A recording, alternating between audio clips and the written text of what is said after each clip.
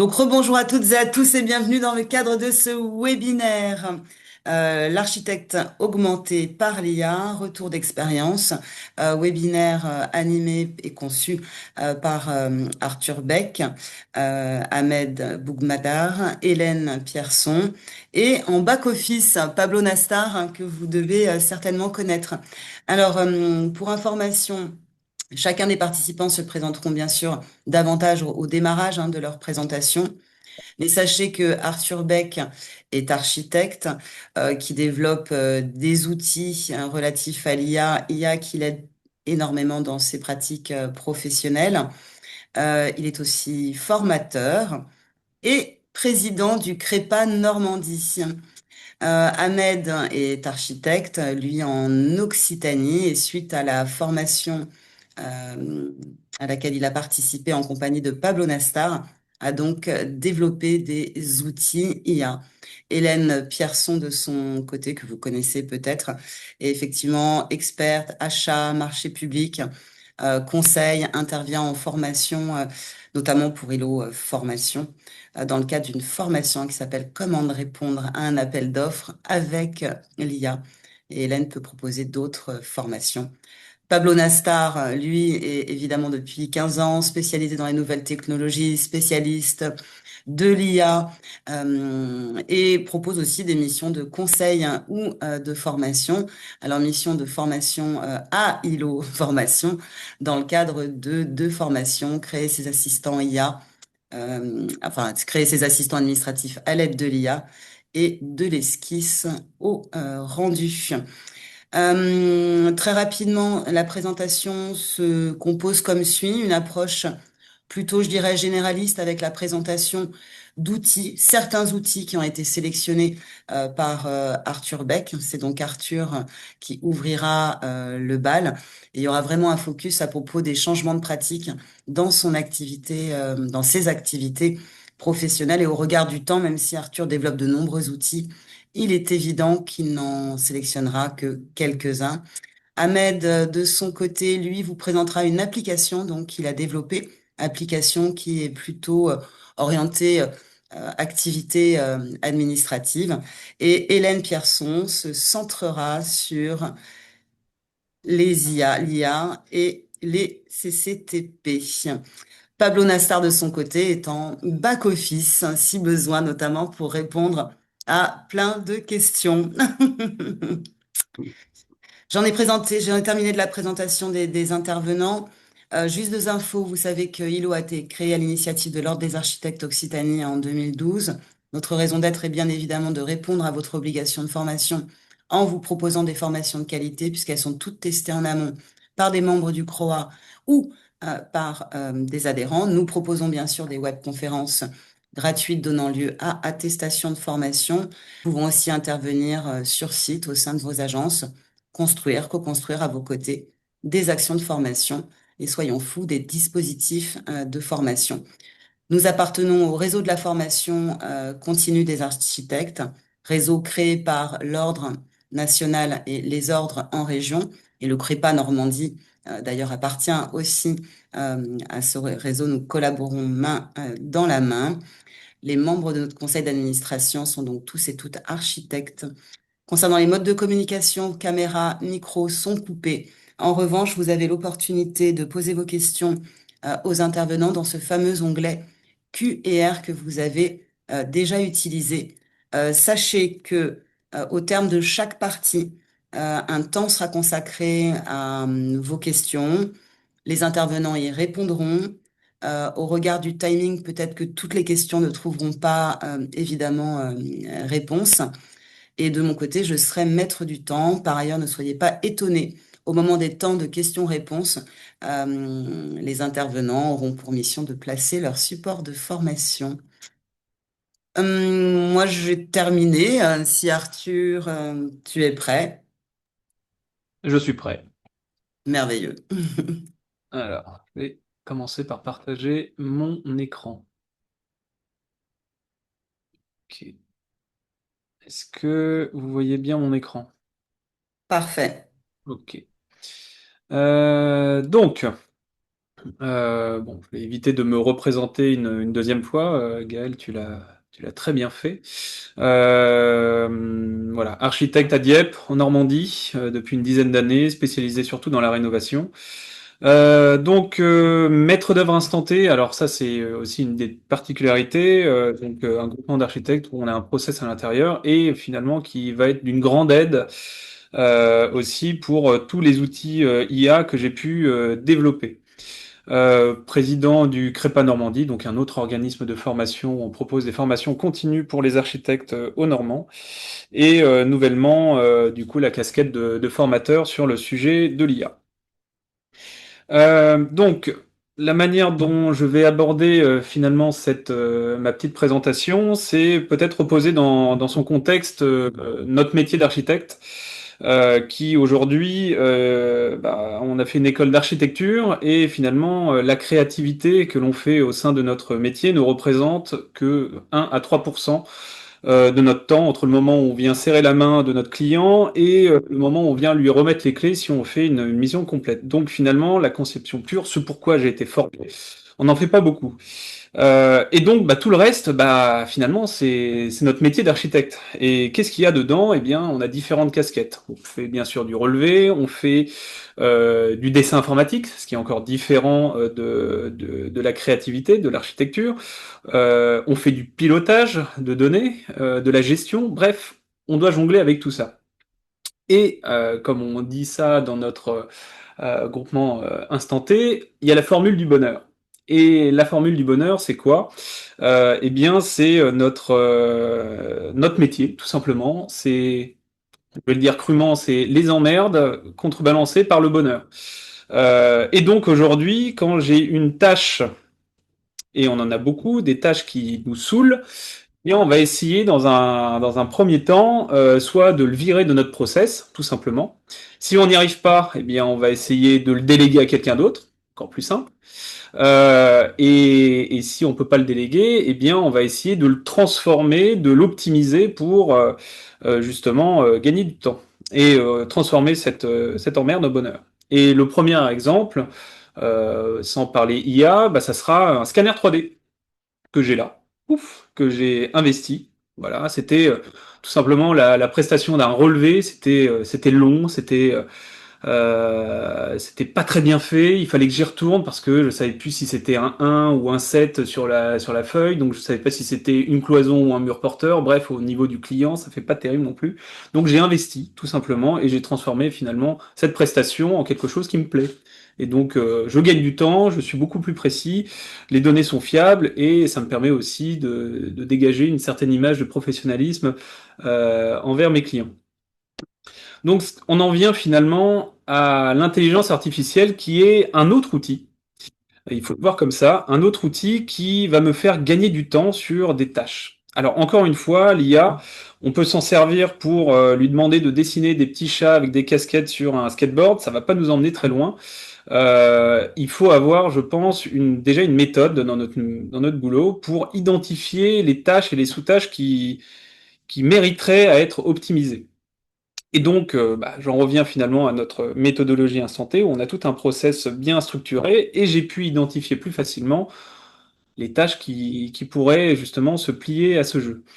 Euh, alors j'ai trois exemples à vous montrer. Le premier, ça va être pour m'aider à faire des comptes rendus de chantier, ou qui me prenaient, on va dire, à l'époque, quand j'utilisais pas d'intelligence artificielle, 2 à 3 heures par semaine après chaque rendez-vous de chantier où je devais justement éditer ce rendez-vous de chantier. Alors il y avait plusieurs choses. Déjà à l'écrire, ça me saoulait. Déjà, j'ai pas une super plume, donc ça devait être pas terrible à lire peut-être. Ça me prenait du temps et surtout généralement les comptes rendus étaient pas lus. Donc c'était sympa. Donc j'avais trois problématiques là-dedans. L'IA, donc aujourd'hui, me permet avec alors Implode, voilà, c'est un petit bazar comme ça qui se présente sous différentes formes, qui me permet d'enregistrer les réunions. Alors bien sûr avec le consentement de tout le monde, ou s'ils sont pas consentis, je peux balancer dans cette information toutes les informations voilà, je peux relire mes notes tout simplement. Et le temps d'arriver au bureau, finalement, le compte-rendu est généré automatiquement par l'intelligence artificielle. Donc, simplement pour montrer à quel point c'est facile, bon, là, c'est juste, voilà, je vous ai mis en face un assistant, là, que j'ai nommé projet compte-rendu de chantier. Je lui ai juste glissé dedans la transcription de mon rendez-vous de chantier, et je lui dis commence. Voilà, il avait déjà des instructions à l'intérieur, je ne vais pas rentrer dans les détails, mais derrière, il va pouvoir me faire mon compte-rendu de la manière dont je souhaite. Donc moi, je lui avais demandé justement de m'orienter ce compte-rendu selon différents points, le nom de l'entreprise, les travaux qui ont été réalisés pendant le chantier, les trucs restants, les problématiques qui ont été énoncées, etc. Bon, ça m'a fait gagner du temps sur la rédaction. Donc, au lieu de passer 2 heures, voire 3 heures sur le compte-rendu de chantier, maintenant, je passe un quart d'heure, 20 minutes à le relire et à le corriger. Voilà, ça, il faut surtout pas se priver et oublier cette étape importante, toujours relire, parce que il peut écrire des conneries. Et du coup, pour que mon projet, mon compte-rendu soit lu, j'ai demandé à l'IA aussi de m'intégrer dedans un email que je vais en gros copier-coller. Et dedans, je lui demande de faire un petit résumé de ce que l'entreprise a à faire et surtout un temps de lecture. Voilà. Donc derrière, ça va permettre aussi à l'entreprise de se dire bon bah en fait j'ai pas beaucoup de lecture à faire, je peux le lire. Et d'expérience, les entreprises se sentent un peu obligées de le lire maintenant. Donc quand ils voient 30 secondes, 45 secondes de lecture, ils le lisent. Donc j'ai fait mon boulot, c'est-à-dire que j'ai donné la bonne information au bon interlocuteur au bon moment. Voilà. Donc j'ai gagné du temps et de la pertinence. Euh, Deuxième outil que j'avais envie de vous montrer, c'était pour les devis. Quand on commence à consulter les entreprises, eh bien, moi, je suis toujours sur cette impression on les consulte et on attend. On attend 1 mois, 2 mois, 3 mois de temps en temps, enfin bref. Et les premiers devis qu'on a sur cette pré-consultation, bah, généralement, il manque la moitié des trucs, l'entreprise a loupé la moitié des informations, enfin bref. Donc, on perd du temps. Donc j'ai créé un bot, là pour le coup, qui est à destination des entreprises et des artisans que je vais pré-consulter. Donc là, par exemple, c'est un projet, un vrai projet, là, un projet Aller. Les clients, pour les entreprises, je leur envoie ce bot. Alors, je peux leur envoyer bien sûr tous les PDF, enfin bref, les plans, le programme, bref, toutes les informations qu'ils peuvent avoir en dehors de ce bot-là. Mais là-dedans, je lui ai donné spécifiquement des instructions pour les aider à faire leur devis. Et dans cet assistant, il y a dans sa base de connaissances les plans que j'ai faits, que l'intelligence artificielle lit très bien et qui peut extraire pas mal de données. Et je lui ai donné aussi un programme. Donc il y a déjà un descriptif à l'intérieur. Donc là, je lui ai donné 3 options, soit déjà échanger avec moi, parce que ça ne va pas empêcher justement qu'on se voit et qu'on échange de vive voix, lui expliquer ce qu'est le projet, parce que généralement, alors là j'ai cliqué directement sur le bouton, et là il va faire un résumé global, tout simplement, du projet. Voilà, donc c'est une réhabilitation complète d'un garage en suite parentale, c'est un petit projet. Il va énumérer les différentes localisations. Ça, c'est moi qui lui ai demandé, finalement, dans son prompt original, là-dedans, tout ce qu'il doit faire. Un budget de 65 000 évoqué, etc. Et là où ça va devenir intéressant, donc il peut le questionner, échanger avec ce bot pour qu'il lui explique un peu tout ce qu'il y a à faire à l'intérieur et la complexité à la limite du projet. Et lui demander, par exemple, bah, je suis menuisier, que dois-je faire dans mon devis?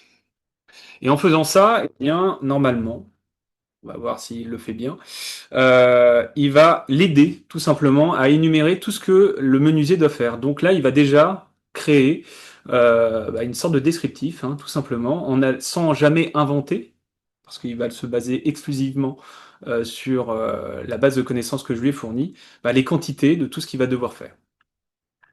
Et donc, le résultat de tout ça, c'est un gain de temps pour les premiers retours des devis que j'ai pu avoir, donc je gagne du temps, et de la pertinence parce que les devis sont beaucoup plus exhaustifs. Voilà. Et un dernier outil que je trouve aussi assez sympa, euh, questionner un PLU. Voilà. Donc l'IA peut bien sûr faire des analyses de PLU, ça c'est très bien, mais sur un outil en particulier que je voulais vous montrer, que je trouve assez sympa, Notebook LM. Alors c'est une autre intelligence artificielle du côté de Google. Ça se présente comme ça, avec sur le côté, sur la gauche, un onglet où on peut mettre une cinquantaine de PDF ou de fichiers, etc., qu'on peut venir importer. Donc dans ce cas-là, moi je lui ai donné un règlement précis d'une zone à Rouen, qui est la zone UAA, bref, et je lui ai donné aussi un prompt où je vais lui donner finalement ce que j'attends de lui.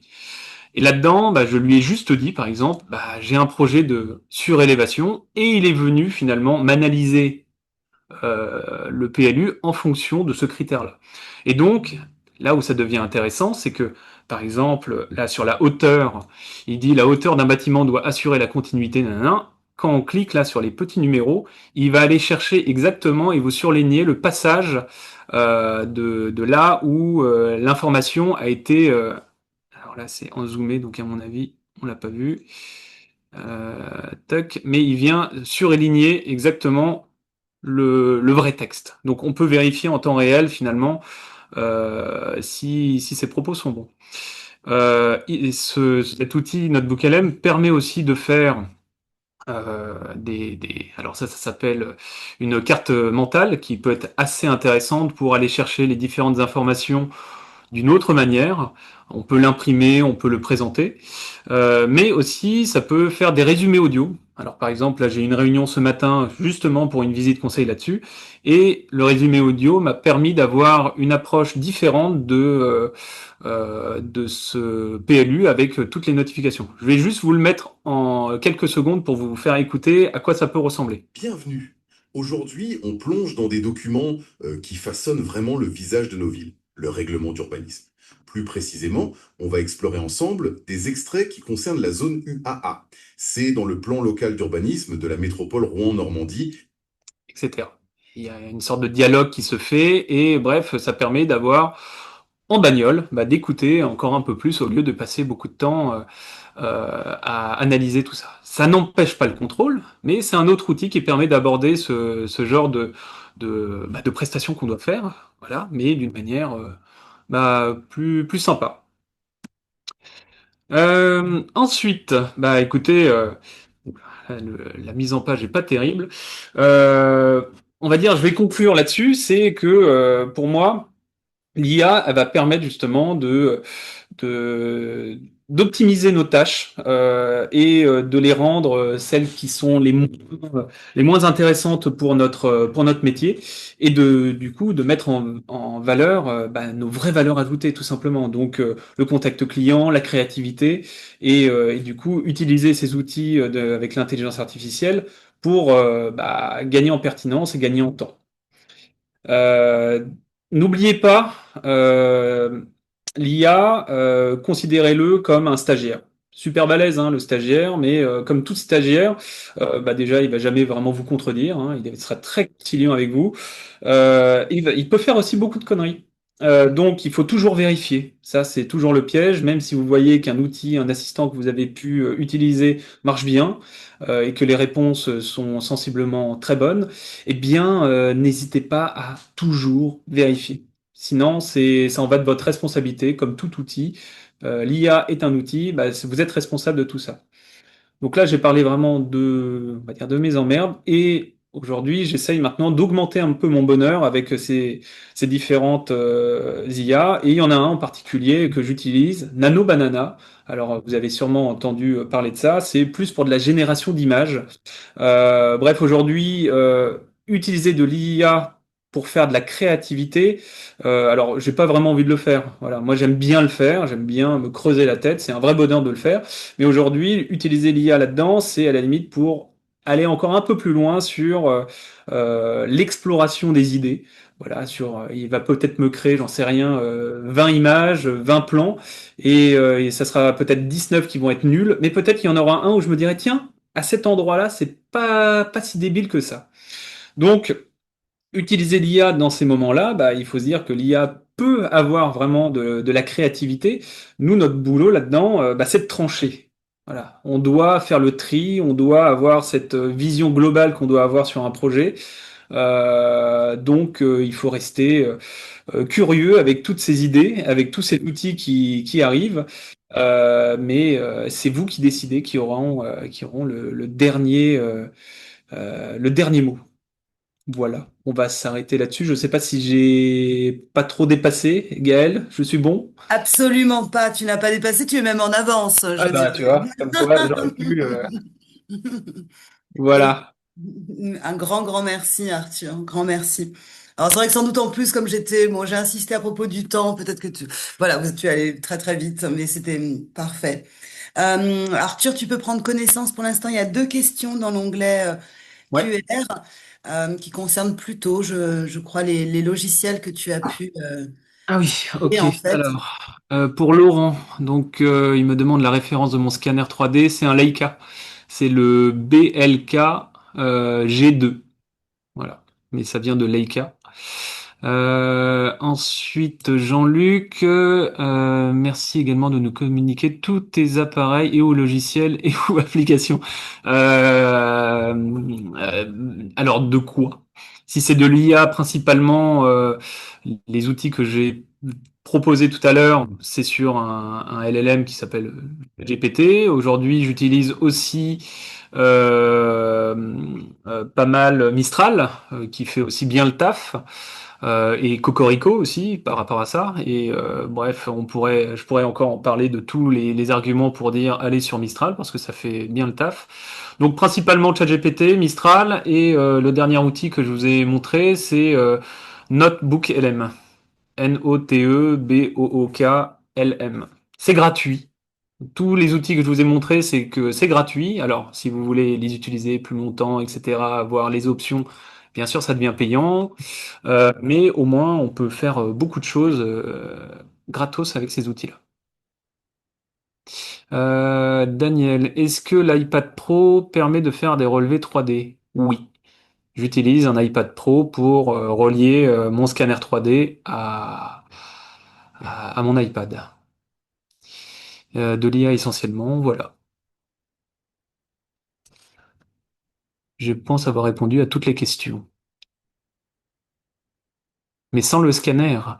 Attends, du coup, j'ai plus le début. Pardon, oui, je l'ai enlevé, excuse-moi, oui, c'est Non, non, mais pas scanner. de souci. Alors, bon, simplement Daniel, pour te dire, mon scanner, lui, il se branche en lien avec mon iPad. Ok, donc il vient juste récolter les différentes données. Ensuite, moi, je les utilise de deux manières différentes. Je peux redessiner en plan directement dessus avec un autre logiciel qui s'appelle Morpholio Trace. Mais bref, ça c'est encore un autre sujet. Mais sinon, je suis obligé d'exporter mon nuage 3D sur mon ordinateur pour pouvoir le traiter.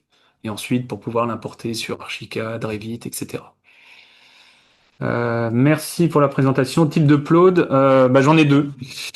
Pour Laurence, j'ai le notebook le notebook, oui, c'est le notebook PIN là que je peux avoir finalement du coup. Lui, je m'en sers finalement beaucoup pour faire du sport. C'est ma manière de capter mes idées finalement. Et lui que j'ai maintenant, c'est le Notebook Pro, ouais, le Pro de Notebook Pro, bref, qui c'est le dernier qui était sorti. Alors je suis un bêta testeur chez eux, donc ça ils me l'ont envoyé. Et lui, il est quand même pas mal. Il est très bien aussi. Il fait vraiment le taf. Daniel, donc toujours sur l'iPad Pro 2024. Alors le mien, je dois avoir l'iPad qui date de 2021. Donc tu vois, ça fait le taf aussi. Donc 2024, ça doit marcher. Sophie, est-ce que vous versez vos données pro dans une IA? Alors, faire attention. Alors là, on touche à un sujet sensible sur les données qui font justement être partagées. Je ne partage pas de données et de coordonnées de mes clients, par exemple. Je fais une purge des documents que je mets dessus. Par exemple, si je mets un PLU, il est public. Donc ça, à la limite, on s'en fiche. Mais quand je dois travailler, par exemple, pour aller consulter des entreprises, j'enlève des données, on va dire, sensibles avec les numéros de téléphone, etc. J'essaye de le mettre le plus anonyme possible. En tout cas, pas de données compromettantes dedans. Eric, comment utiliser l'IA et lesquelles pour proposer des idées vs la conception? Est-ce que tu fais des rendus au travers de l'IA 3D, dessin à la main, archi sur base 3D? Non, aujourd'hui, comme je te l'ai dit, l'IA, je m'en sers surtout pour, on va dire, gérer plus mes emmerdes, augmenter mon bonheur, là, comme je l'ai dit tout à l'heure, en essayant d'utiliser l'IA pour augmenter finalement mon exploration architecturale, c'est plus comme ça. Et à la limite, pour présenter des images qui soient un peu plus pertinentes et moins brutes de décoffrage en les sortant d'Archicad. Donc aujourd'hui, c'est assez. Voilà, je suis pas peut-être la bonne personne. À mon avis, il y en aura d'autres derrière qui vont plus parler de ce sujet sur la création 3D ou en tout cas l'export d'images architecturales. Est-ce qu'il existe une IA qui peut faire des relevés topographiques de terrain? Oui. Alors ça. Alors, il y a que je te donne. Alors, je regarde un petit peu dans ma base de données, mais j'ai pris connaissance justement de ça. Il existe des sites qui te permettent justement ta topo export, voilà, que tu peux avoir. Alors maintenant, est-ce qu'il y a de l'IA derrière sûrement. Donc topo export, c'est T-O-P-O export, tout attaché. Et t'as CAD Mapper, c'est ceux que j'avais. Alors CAD Mapper, c'est C-A-D M-A-2-P-E-R. Et donc ça, tu peux aller en fait te balader comme si tu étais sur Google Maps, tu sélectionnes une zone, si ta zone est trop grande, c'est payant, mais tu peux arriver à avoir quand même quelque chose. Et ça, en fonction de la zone dans laquelle tu te situes, par exemple, si tu exportes ça sur une zone de Paris, ça va être beaucoup plus développé parce qu'il y a plus d'informations dedans avec la hauteur des bâtis, etc. Et si tu es en race campagne, il y aura beaucoup moins d'informations parce que tout ça n'a pas été vraiment modélisé. Bonsoir Arthur, cela signifie que tu charges tes plans avec tes données de tes clients dans l'IA? Du coup non, puisque je fais en sorte d'enlever les données du client dedans. En tout cas dans l'encart avec leurs coordonnées. Donc il y a que les plans. Alors oui, il y a les plans intérieurs si tu veux, mais on va dire bon, de là à ce que ça me mette en porte-à-faux avec qui que ce soit. Et les clients sont au courant que je fais ça aussi. Je le fais pas dans leur dos. Donc bien sûr les plans intérieurs. Voilà, je fais pas non plus on va dire des magasins à haute sécurité ou des bijouteries avec j'en sais rien. Bref, moi je reste encore une fois sur des clients qui sont à la fois particuliers et professionnels, donc c'est limité quoi. Si je commence à travailler pour le gouvernement, on va se poser la question à ce moment-là quoi. Pour Amélie, combien de temps ça prend pour former un bot à une tâche spécifique pour qu'il soit performant? Haha. Bah écoute, ça c'est si tu te formes, ça sera rapide puisque tu auras une méthodologie. Si tu te formes pas, ça va prendre beaucoup plus de temps parce que bah tu vas enchaîner les trucs qui marchent pas quoi. Donc bah là d'ailleurs, moi je suis formateur pour apprendre à faire des assistants d'ailleurs. Sophie, la question de propriété intellectuelle. Bon, si on parle là-dessus, je peux vous en parler pendant un quart d'heure, mais je pense que ça va arriver après. Mais c'est une vraie question. Séverine, pour retoucher des images Archicad avec IA, tu fais comment? Eh bien, je fais tout bêtement des sortes d'imprimes écran, voilà, et je les balance dans Nano Banana avec une phrase peut-être toute bête, mais en disant rend cette image hyper réaliste, en photo hyper réaliste, en rajoutant de la végétation, etc. Et tu verras que là, on peut avoir des résultats très rapides sans pour autant avoir des très bonnes directives. Donc, encore une fois, pour avoir des bons résultats rapidement, il faut avoir une méthodologie, il faut se former, il faut tester, voilà, être curieux et voilà. Super. Un grand merci, Arthur Beck, De pour rien. tes réponses à l'ensemble des questions. Alors, comme convenu, nous allons donc maintenant, Ahmed Bouagadar va présenter l'application qu'il a donc développée post-formation en compagnie de Pablo Nastar, qui est parmi nous. Euh, Ahmed, si tu es prêt, ton micro est coupé, je te laisse la parole. Donc, Ahmed va plutôt se concentrer effectivement sur les tâches, les activités administratives, mais pas que. Oui, bonjour tout le monde. Donc, je m'appelle Amadou Magdar, je suis architecte donc à Montpellier. Alors, comment tout ça, ça a commencé en fait, hein. En fin de l'année dernière, il y avait ma femme qui commençait à me dire, ah oui, tu devrais t'intéresser en fait à l'IA et à ses applications hein, pour les architectes. Et à chaque fois, moi j'ai répondu non, c'est juste un effet de mode. L'IA, c'est pas pour les architectes parce qu'en fait, il faut du solide, en fait, entre guillemets, hein, dans mon idée. Et puis après, en février 2025, ben, je me suis inscrit, en fait, à la formation de Pablo, hein, qui est présent, pour créer un assistant IA pour les architectes, hein. Et c'est là, en fait, où il y avait la révélation de l'IA, de la potentialité de l'IA, ainsi de suite. Mais le problème qui s'est posé par la suite, c'est que, en fait, à chaque fois que je voulais faire quelque chose, parce que j'ai appris à faire des GPT avec Pablo, et puis après dans mon quotidien aussi, hein, à chaque fois qu'il y avait quelque chose, j'essayais de prompter à chaque fois et de questionner de ChatGPT et je me suis rendu compte en fait que je perds beaucoup de temps parce qu'à chaque fois il faut créer un prompt, à chaque fois et voilà, il y a une routine à faire et puis après quelquefois les réponses ne sont pas pertinentes hein, et du coup ben, je passe beaucoup de temps à prompter. Et puis j'ai découvert les outils non-code, NO-code qui sont, il y en a plusieurs, hein, qui sont par exemple Airtable et Make. Alors Make, c'est une plateforme d'automatisation et Airtable, c'est une base de données sur Internet. Et c'est là où j'ai commencé en fait à dire comment je peux gagner du temps. Qu'est-ce que je dois faire pour toutes mes tâches administratives? Alors moi, je ne me suis pas consacré du tout à tout ce qui est côté graphique, hein. Je me suis consacré de dire, j'ai des tâches administratives qui me font, entre guillemets, chier, hein. Il faut que je gagne du temps et de pertinence pour que je puisse, en fait, me consacrer sur l'essentiel de notre métier, hein, qui est concevoir, diriger, décider, et puis après, inventer et faire des projets. Donc, du coup, j'ai commencé petit à petit à créer sur la plateforme Airtable des petites, donc des petites mini-applications petit à petit.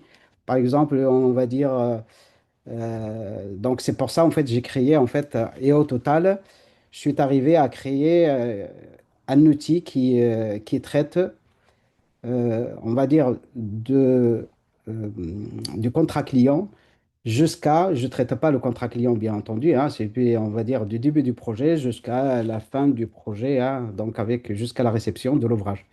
Donc, je vais vous montrer, en fait, ça se présente comme ça. Donc, ça, c'est l'interface RTBL hein, que j'ai programmée. Alors, pour vous dire, il n'y a aucun code. Je n'ai pas codé, je ne suis pas informaticien. Donc, tout ça, c'est des outils qui sont non-code qu'on peut, bien entendu, hein, j'ai fait des formations hein, pour y arriver à faire tout ça. Mais en tout cas, moi, je dirais, c'est à la portée de tout le monde, toute personne qui peut s'intéresser, en fait, à ces outils pour créer des choses, il peut les créer. Donc, c'est pas très compliqué. Alors, donc, je commence par ici. Donc, voilà, donc j'ai organisé ce logiciel-là en mettant un accueil, en mettant donc les projets, les gestions de DCE, les liaisons avec ma Dropbox. Alors, comme je l'ai dit, les liaisons avec Dropbox, c'est uniquement quelques documents hein, que je peux synthétiser, hein, donc, je vais vous montrer par la suite. La gestion de mes emails et puis la gestion de chantier donc en dernier. Alors par exemple, je vais vous montrer, hein, par exemple ici hein, sur mes tâches. Alors, sur les tâches, je vais, voilà, alors ça arrive. Ok, une connexion. Alors, sur les tâches, alors ce sont que de données exemples hein, que je vais vous montrer. C'est pas des données réelles, hein. Alors ici, donc j'ai sur mes tâches, dès le matin, donc je vois en fait toutes mes réunions de chantier qui sont programmées, qui sont sur cette petite partie.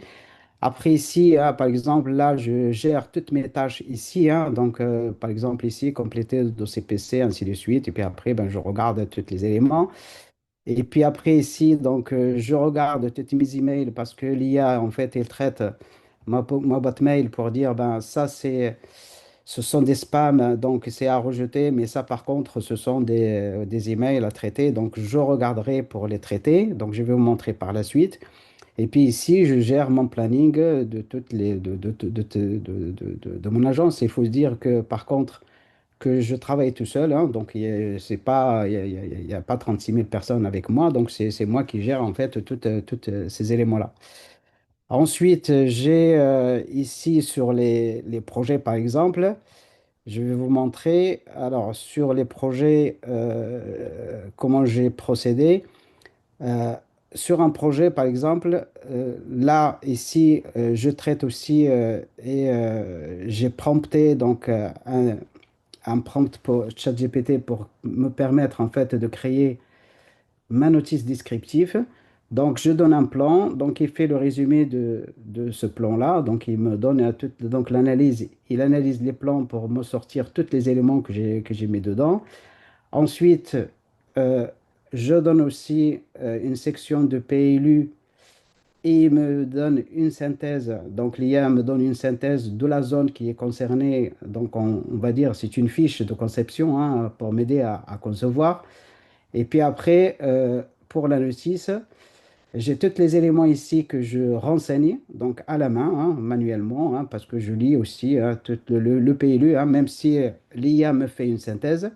Il y a une relecture, une deuxième lecture, parce qu'en fait, l'IA, il va vous aider simplement à dégrossir en quelque sorte la réglementation, mais quelquefois, ben, il oublie des paramètres, il oublie pas mal de choses, donc on est là aussi pour regarder ce qu'il a oublié, ce qu'il n'a pas oublié, et puis après, ben voilà, ça m'aide aussi. Donc, tous ces éléments-là, quand je les renseigne, donc les matériaux, les couleurs, les traitements de paysager, comme on fait d'habitude, et il me suggère une notice descriptive. Là aussi, s'il y a un prompt qui est derrière, parce que je lui ai donné des exemples de mes notices à moi et que je lui dis par rapport à tous ces éléments-là, quand je complète toutes ces cases, propose-moi une notice descriptive. Bien entendu, hein, il faut la lire, il faut rajouter des choses, il faut enlever d'autres. Ce qui me permet en fait, rien que ce processus-là me permet de gagner un peu plus de temps, hein, on va dire, hein, le temps qui est consacré à la notice, ça permet en fait, ça me permet de passer à autre chose et de ne pas rester, on va dire, 2 heures, 3 heures, 4 heures à faire une notice descriptive. Les autorisations d'urbanisme, bah, ça permet aussi de gérer un dossier pour savoir s'il est attribué, pas, s'il est accepté, pas accepté. La gestion de tout ce qui est pièces complémentaires, ainsi de suite, hein, c'est pareil.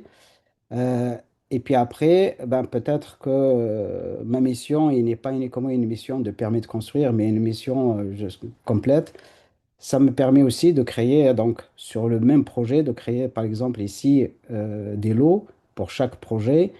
Et pour chaque lot, alors, ce que j'ai fait, ce qui est, entre guillemets, génial, c'est que euh, euh, j'ai créé, en fait, euh, 3 cellules qui me permet de rentrer le PDF de 3 devis et l'IA me fait une analyse de chaque devis et me fait les analyses des offres ici avec la comparaison des offres pour chaque entreprise.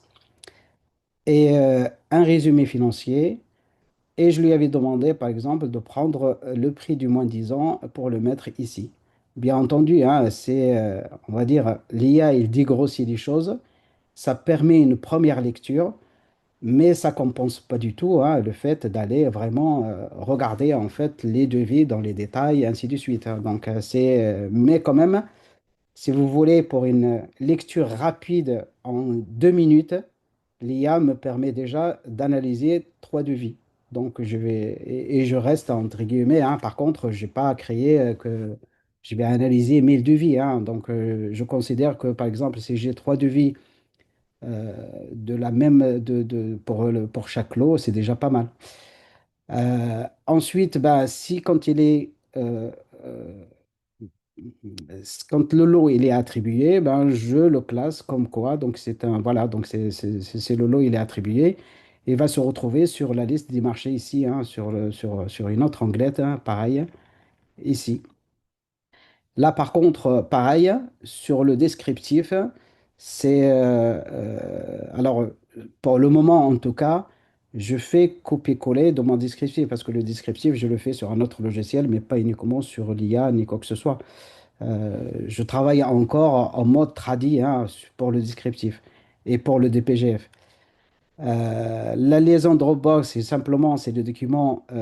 Donc, je vais passer à la liaison Dropbox. C'est uniquement les documents en fait de chantier. Alors, par exemple, sur la liaison Dropbox, qu'est-ce que j'ai mis? Je mets par exemple l'étude de sol, l'étude thermique, mes plans, ma notice descriptif. Et pour chaque élément, qui sont, par exemple, si je prends ici. Alors, si je prends l'étude de sol ou l'étude thermique, l'IA me génère un résumé de cette étude-là. Ce qui me permet en fait sur un chantier de consulter en fait les principaux documents du chantier. Donc, je ne vais pas aller chercher à imprimer des papiers ou quoi que ce soit. C'est instantané, hein. C'est vraiment gérer le projet dans son ensemble et pas uniquement gérer petit bout par petit bout. Après, par contre, donc ici, donc sur les éléments, après, je classe différemment, par exemple, tous les documents du bureau de contrôle, le RICT, tous les avis, ainsi de suite. Et tous les documents de projet, ben, c'est ces documents-là qui sont essentiels. Alors, pour l'IA, par contre, pour le traitement des emails, hein, comme vous avez vu ici, sur l'accueil, il y a un email à traiter. Ben, les emails à traiter ils sont là. Alors, c'est quoi? C'est simplement, aujourd'hui, je ne fais plus de prompter pour répondre à un mail. L'IA, en fait, l'automatisation Make, il me ramène sur Airtable le corps de l'email, ici. Et l'IA, il me le résume directement. Et puis après, moi, je donne simplement une consigne. Ici, par exemple, sur cette consigne-là, je mets répondre en demandant, par exemple, l'adresse du projet, ainsi de suite. Et l'IA, il me donne directement la réponse. Alors, cette réponse-là, par contre, derrière ça, donc il y a un prompt. C'est moi qui ai demandé à l'IA de répondre de cette manière-là. C'est ma manière de répondre à, voilà, à mes emails professionnels. Donc, on va dire, j'ai dompté au lieu de dire prompter, donc j'ai dompté l'IA pour qu'il me donne la réponse adéquate avec mon style d'écriture et avec tous les éléments d'usage. Et cet email-là, il va être classé parce que ici, en fait, il est attribué, donc je peux l'attribuer à un projet. Donc, du coup, dans l'usage, je peux venir ici chercher toutes les emails que j'ai reçus pour un projet sur cette partie-là, parce que tout va être classé par projet, en fait. L'idée pour cet outil-là, donc ArchiAI, ça me permet simplement de classer les documents par projet, classer toutes les emails par projet, pour que je puisse en fait revenir et chercher tous les éléments qui concernent en fait le projet donné. Ensuite, pour la gestion de chantier, ben, c'est très simple. Sur une anglette ici, par exemple, là, j'ai tous mes projets, on va dire, hein, en phase PC, en phase DCE, en phase exe.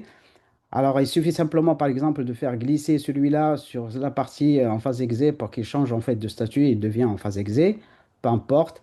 Mais en tout cas, ça permet aussi de les gérer. Et quand je clique dessus, alors sur cette partie-là, Euh, attendez. Alors, j'ai perdu le... Voilà. Alors, sur cette cette onglet-là, j'ai les informations du projet qui sont là. Donc, c'est un résumé simplement hein, de l'adresse, ainsi de suite, hein, du projet. J'ai ici une synthèse automatiquement qui se met donc du bureau de contrôle. J'ai ici un petit mini PV de chantier pour qu'il me répertorie toutes les remarques qui sont en instance, en fait, qui sont en cours, hein, les remarques qui ne sont pas clôturées. Et j'ai ici, par exemple, l'information, hein, des informations essentielles du projet, par exemple, surface de la parcelle, surface du plancher, ainsi de suite, qui se mettent automatiquement ici. Ensuite, donc là, les documents que je vous ai montrés de Dropbox, ben, ils se mettent automatiquement ici hein, pour venir en fait sur cette partie-là. Si jamais je n'ai besoin, par exemple, lors de mes réunions de chantier, je peux les consulter rapidement. Et après, les lots, pareil, les contacts de chantier, ils y sont. Et puis après, voilà, c'est la partie qui est vraiment essentielle pour moi de quoi d'ailleurs j'ai fait toute l'application, c'est de gérer mes réunions de chantier. Alors, la gestion des réunions de chantier, hein, comme vous le savez, euh, à chaque fois, donc, ben, ça prend du temps, hein, grosso modo. Hein. Moi aussi, comme Arthur, ben, ça me prenait 2 heures, 3 heures rien que pour écrire le rapport à la fin pour un chantier, par semaine pour un chantier donné. Hein. Et ben maintenant, par contre, ben, ça se résume à je travaille sur un iPad Pro. Donc, du coup, je crée ici simplement donc, la réunion de chantier auparavant, hein, c'est juste le numéro que je rajoute avec le nom de la réunion. Et puis après, ici, je crée mes petites remarques avec l'iPad. Et quand je clique ici, par exemple, pour une remarque, alors voilà ce que je saisis. Hein. Là, pour le moment, hein, je saisis ça uniquement pour l'exemple, hein, on va dire. Alors, je ne le saisis pas par le clavier, mais je le saisis oralement, hein, simplement, donc par donc les commandes, la commande vocale de l'iPad. Par exemple, je dis la pose des coffres du volet relais est en cours. Hein. Voilà, c'est une phrase qui est basique, hein, on va dire. Alors, l'IA, il reformule, hein, parce que quelquefois, ben, il y a des erreurs d'orthographe, il y a des erreurs d'un tas de choses. Hein. Quand on dicte, ben, quelquefois, ben, il retranscrit autre chose que ce qu'on dicte. L'IA, par contre, il corrige les éléments. Par contre, j'avais fait aussi, et c'est ça ce qui est, on va dire, ce qui est génial, c'est que j'ai demandé à l'IA de me donner des consignes et chantiers. Donc, du coup, voilà les consignes et qui me rappelle le DTE qui est concerné. Donc, quand il a vu le mot-clé ici, les coffres des volets roulants, là, donc là, ici, hein, donc voilà, il est parti me chercher, il me donnait la référence, la NF, donc la norme NF DTE 34.4, qui est la mise en œuvre des fermetures et des stores. J'ai bien vérifié à chaque fois, je vérifie bien les ressources, mais en tout cas, ça permet de donner toutes les consignes d'usage ici. Ensuite, et ça par contre, c'est une fonctionnalité que je suis en train de tester, euh, je donne uniquement la photo ici, hein, donc là, les photos qui sont là, et ben l'IA, je lui dis, ben, qu'est-ce que tu vois? Analyse-moi les photos. Et du coup, il analyse ici. Et je compare en fait ces consignes-là, ici, avec l'analyse des photos sur cette partie-là. Alors pour moi, aujourd'hui, en tout cas, j'utilise ni l'un ni l'autre, grosso modo. Hein. Je me consacre uniquement à ce que je vais écrire ici hein, directement et qu'il y a une réorganisation, on va dire, la mise en forme qui est là avec la description de l'IA. C'est ça ce que j'imprime en fait sur ici directement en PDF avec le format qui est, voilà, par exemple, un type de rapport, voilà, avec toutes les présences, ainsi de suite. Hein. Donc un type de rapport qui est déjà préformaté avec toutes les remarques pour chaque intervenant. Alors, moi, par contre, toutes les remarques ici, hein, c'est pas en vrac, hein. C'est vraiment, on va suivre, parce que sur cette partie-là, Cette remarque-là, il concerne donc là ici, remarque du lot lié, il concerne le gros œuvre, il concerne cette société-là, ou il concerne un maître d'ouvrage, ou il concerne, voilà. Donc je mets, pour chaque remarque, je mets quel intervenant qui est concerné, l'intervenant qui est concerné. Et du coup, je peux suivre après, donc j'ai toute l'actualisation hein, ici de toutes les remarques qui sont non clôturées des précédentes réunions, hein. Donc du coup, j'ai un listing qui se met ici automatiquement. Et du coup, je suis vraiment à chaque fois sur un chantier, ben, je clôture, hein, moi, remarque par remarque, parce que je ne traite pas un PV de chantier dans sa globalité. Mais pour moi, c'est un ensemble de remarques. Pour chaque lot, il y a des remarques qui le concernent. Et du coup, ici, sur cette anglette-là, je viens et pour un chantier donné, j'ai tous les intervenants qui se mettent ici et que je peux faire des recherches. Supposons que vous avez une vingtaine de réunions de chantier, vous prenez par exemple le gros œuvre, vous aurez tous les chantiers qui sont levés, qui sont clôturés ou qui sont en cours hein, sur toute la durée et pour toute la durée de chantier ici. Donc, ça permet en fait de faire des recherches, de faire d'éléments synthétiques, hein, on va dire, hein, et des rapports de synthèse pour suivre en fait en réalité toute la problématique d'un chantier. Euh, et après, bah, on a toujours, hein, je suis en train de développer toute la liste des OPR ici et voilà la liste aussi de toutes les remarques de la réception.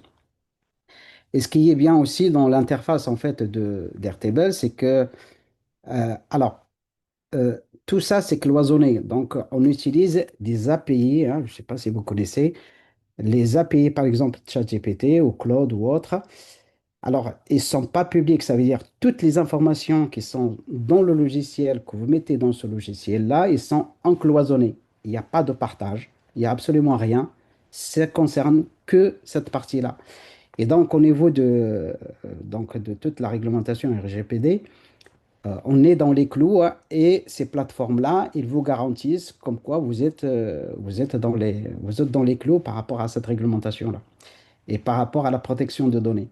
Il y a aussi un outil qui est très, très appréciable, hein, en tout cas, c'est que quand vous rentrez vos données dans votre base de données, vous pouvez, donc il y a une IA qui est là, qui est libre et que vous pouvez poser n'importe quelle question.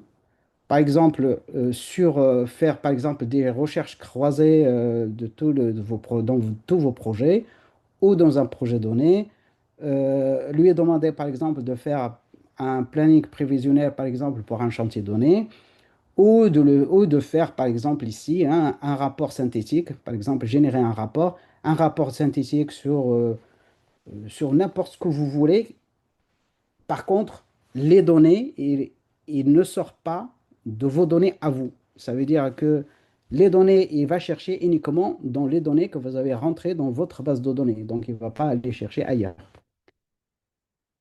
Et ça, vraiment, ou même, vous pouvez donner un fichier, ou peu importe, en tout cas, pour l'analyser, pour faire tout un tas de recherches, ou de tableaux synthétiques, ou de synthèse, ou que ce soit financier, ou que ce soit... En fait, toutes les données qui sont à l'intérieur, elles peuvent être lues par différents éléments et ils peuvent créer les rapports que vous souhaitez.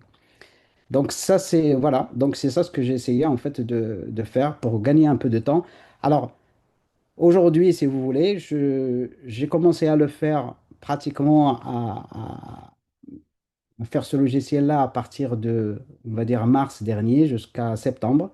Et à partir de septembre, je suis vraiment à fond. Donc maintenant, c'est mon outil principal euh, côté administratif. Donc, du coup, par exemple, pour les réunions de chantier, vraiment, j'ai gagné, on va dire, allez, 80% du temps, hein, et ça, c'est facile, hein, vraiment. Sur les autres tâches, bah, quelquefois 20%, quelquefois 30%, mais voilà. Donc, grosso modo, c'est cet outil-là que je voulais vous montrer. Et pour vous dire simplement que avec l'IA aujourd'hui, il y a différents usages qu'on peut faire, mais il y a aussi, on peut avoir des logiciels bien organisés pour gagner un peu plus de temps et de sérénité. Voilà. Un grand merci, Ahmed. Un grand merci pour ta présentation et cette montée en puissance fulgurante. Oui, Pablo, je vois, tu applaudis. Pablo, tu veux dire un mot d'ailleurs à ce sujet, hein, avant de laisser la parole à Hélène. Et n'hésitez pas à poser vos questions aussi à Ahmed dans l'onglet QR. Mais tu veux intervenir peut-être, Pablo? Félicitations. Félicitations. Merci. C'est vraiment impressionnant. Et le travail acharné que tu exécutes tous les jours, tu exerces tous les jours, c'est impressionnant. Franchement, j'adore ton application. Continue comme ça. Et ça m'a surpris vraiment de voir qu'elle était faite avec Airtable. Ouais. C'est, c'est impressionnant. Allez, continue. Oui. On Merci. continue. Puis on voit bien qu'il faut après effectivement apprendre à prompter, c'est Oui. sûr, et après déployer toutes ces ingéniosités adaptées à son contexte professionnel. Alors, Ahmed, il me semble qu'il y a, j'ai pas ouvert encore l'onglet. Oui, Sophie indique que c'est très inspirant. Ouais, effectivement, c'est un outil impressionnant, Ahmed, si tu ouvres l'onglet QR. Oui. Voilà, bravo, ouais. C'est le mot en effet. En tout cas, n'hésitez pas encore. Comme je suis maîtresse du temps, il nous reste 4 minutes avant de laisser la parole à Hélène, Hélène Pierson. N'hésitez pas à poser vos questions à Ahmed, hein, bien sûr, si vous en avez, ou même à Pablo. Sinon, alors de toute façon, Hélène va intervenir et vous aurez l'occasion aussi, une fois que la boucle sera bouclée, de reposer des questions spécifiques. N'hésitez pas d'ailleurs au terme de l'intervention à indiquer à qui s'adressent ces questions, sachant que Pablo Nastar peut aussi, bien évidemment, y répondre. Hélène, si tu es prête, la parole est à toi. Est-ce que si tu peux être essayé sans les Ah, données? il y a une question. Oui, Ahmed, oui. Oui, éventuellement, oui, il y a pas de, il y aura pas de souci, oui. Mm. Alors, sur la question, est-ce que cet outil peut être essayé sans les données? Oui, la réponse est oui. Quel temps, ok, quel temps perdu à se former avant d'en gagner? Moi, je dirais, il faut être passionné, hein, donc je comptais pas mon temps. Alors, il faut savoir que je suis archi-booké, hein, côté travail. Mais je prenais 2 heures après 20 heures, on va dire, chaque jour, depuis mars jusqu'à septembre. Voilà. Bon, sachant que tout le monde n'est pas obligé de développer une application non plus. Exactement, exactement, hein, parce que si, il y a beaucoup d'engouement d'ailleurs pour cette application, et s'il y a beaucoup de gens qui sont intéressés, je peux la mettre en vente ou en abonnement si on est. Voilà. Alors, et comment peux-tu partager alors, Eric, il me dit, Ah, alors, je sais pas, ah ça y oui, est, pardon. parti. Pardon, j'ai éliminé. Je l'ai D'accord. éliminé. Ah, Sur ces questions-là, je vous donnerai le mail de Ahmed, moi bien aussi, sûr. je Ouais. suis très intéressé. Mm. C'est fou ce travail. Oui, ok. Bon,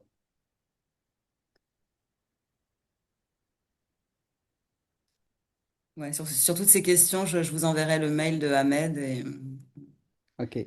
vous échangerez ensemble. Mm. Ok.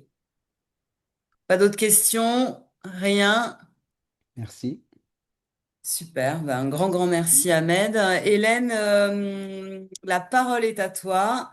Donc là, comme convenu, on va attaquer un autre volet, hein, c'est IA et CCTP.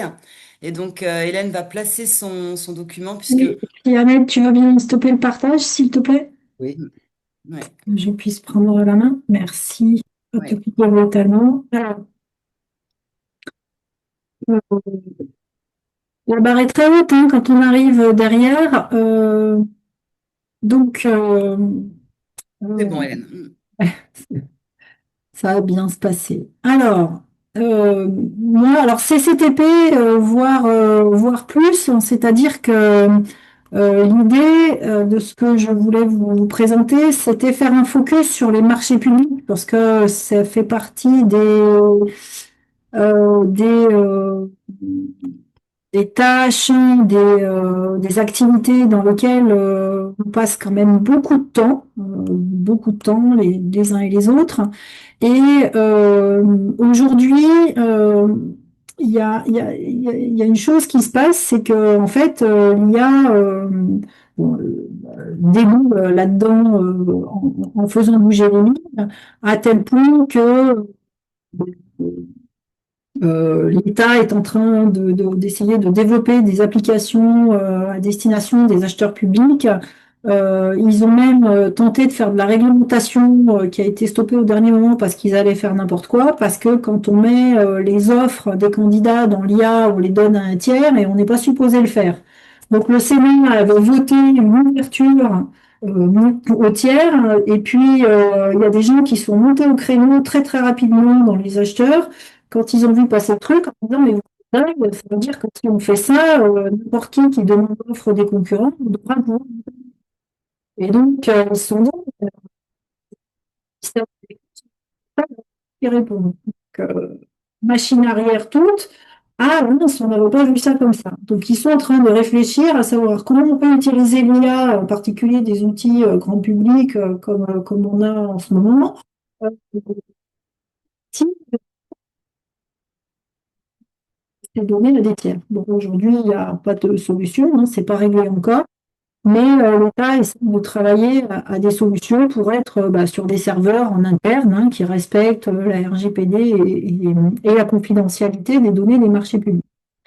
Euh, il y a une autre chose, alors je vais peut-être même commencer par la fin parce que c'est quelque chose qui me fait beaucoup réfléchir, c'est que il va falloir dans les marchés publics il fallait déjà sortir du lot, en fait, hein, quand quand vous faites des concours, on a 40, 50, 70, 80 candidatures, hein, bon, voilà. Euh, il y en a trois ou quatre qui vont être shortlistés et tous les autres, ils vont sortir et il y en a de toute façon qu'un seul qui gagne à la fin. Et euh, euh, il y en a peut-être 70 sur 80 qui mériteraient très très franchement de faire le projet, qui en ont parfaitement les capacités et qui mériteraient de faire le projet, mais bon, faut bien les sortir. Et donc, la préoccupation, c'est Ah, c'est que Hélène, Hélène, excuse-moi, c'est moi, je te coupe. Alors, je sais que sur notre application Zoom, tu as des problèmes de son. Et là, effectivement, ça marche pas bien. apparaît. Ouais. Alors, Alors, j'essaie de repérer un peu la façon dont ça fonctionnait quand tu tu sais parlais. quoi? Tu sais quoi? Oui, je Je sais vais ce me que tu vas connecter. faire. Oui, je sais. Voilà. Ouais. Mm. Allez. On attend encore 30 secondes. Et Hélène va faire un partage d'audio. Donc, par contre, ça, si... Ah, bah, c'est bon, tu es re-rentré. Merveilleux. Mm. Hélène, je reste derrière, j'attends de voir.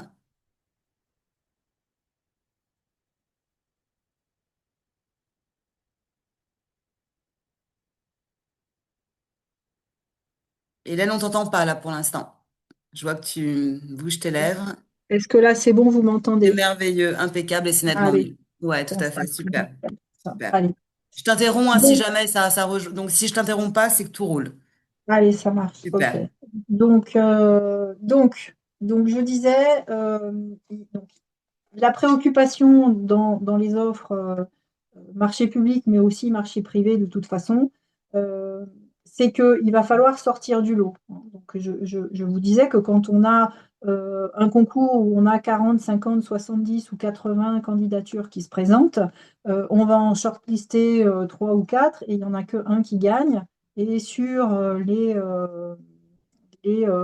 80 candidatures, il y en a au moins 70 qui sont parfaitement légitimes, qu'on leur place, et que des agences qui ont parfaitement capacité sur le principe.